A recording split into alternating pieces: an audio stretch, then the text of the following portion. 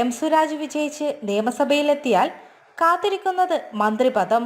മുഖ്യമന്ത്രി പിണറായി വിജയനാണ് ഉപതെരഞ്ഞെടുപ്പ് പ്രചാരണത്തിന് തന്ത്രങ്ങൾ മെനയുന്നത്. കോൺഗ്രസിനെയും BJPയെയും രാഷ്ട്രീയമായി തുറന്നു കാട്ടി പരമാവധി വോട്ടുകൾ ഉറപ്പിക്കാനാണ് LDF തീരുമാനം. CPMന്റെ യുവ നേതൃത്വത്തിൽ ശ്രദ്ധേയനായ സ്വരാജ് പാർട്ടി സംസ്ഥാന സെക്രട്ടേറിയറ്റ് അംഗവുമാണ്. സ്വരാജിനെ മന്ത്രിയാക്കാൻ പിണറായി വിജയനും പാർട്ടി സംസ്ഥാന നേതൃത്വത്തിനും താൽപര്യമുണ്ട്. നിലമ്പൂരിന് ഒരു മന്ത്രിസ്ഥാനം എന്ന രീതിയിൽ CPM അനുഭാവികൾ സാമൂഹിക മാധ്യമങ്ങളിലടക്കം പ്രചാരണം ആരംഭിച്ചിട്ടുണ്ട്. നിലമ്പൂരിൽ പാർട്ടി ചിഹ്നത്തിൽ മത്സരിക്കാനുള്ള CPM തീരുമാനത്തിന് പിന്നിൽ പിണറായി വിജയനാണ്. നിലമ്പൂരിലെ ജനങ്ങളെ പാതിവഴിയിൽ ഉപേക്ഷിച്ച് MLA സ്ഥാനം രാജിവെച്ച PV അൻവറിനെതിരെയായിരിക്കണം ഉപതെരഞ്ഞെടുപ്പിലെ രാഷ്ട്രീയ പോരാട്ടമെന്ന് LDF ഐക്യകണ്ഠേന തീരുമാനിച്ചു.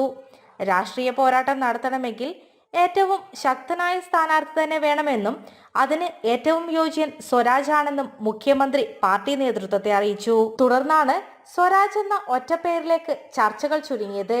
മലയോര മേഖലയിലെ കർഷകരുടെ പ്രശ്നങ്ങളിൽ ഇടപെടാൻ നിലമ്പൂർ സ്വദേശിയായ സ്വരാജിന് സാധിക്കുമെന്ന് CPM കരുതുന്നു.